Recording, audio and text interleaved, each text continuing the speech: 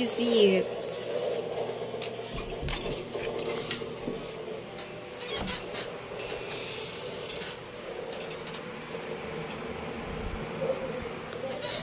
Sayang, tinanggal agad. May nagre-reflect kasi dito na na laser cam. Yun yung inala ko. Or dito, hindi ko alam kasi tumatago siya sa mga dingding. So, it's a camera na ginagamit nila for documentation daw. Pero, ang alam ko, para doon daw yun. Chok, chak, chenes, tulo ang dogesh. Yun yung sabi ng source sa akin na doon daw yun, para doon daw yun. Pero, ang sabi niya kasi, pinadala niya sa akin tapos ninakaw nila.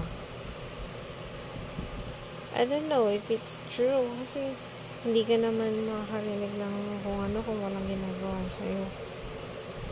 And that's what I believe in. You may confirm it, and you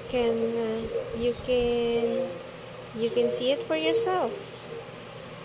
I will tag my residence, and then you can do anything, or you can do anything to confirm it kasi it's been a while. It's been 1 year and 6 months or so or more that these people are doing this to us or to me kung ako lang yung nakakarinig nun. Kasi abusive siya, sobrang it will cause my mental health to be worse. At worse. Tsaka yung anxiety ko. And then, it's not really helping to me.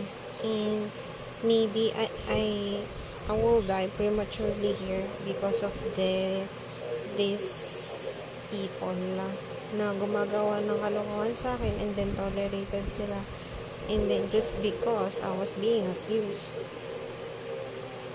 That's it.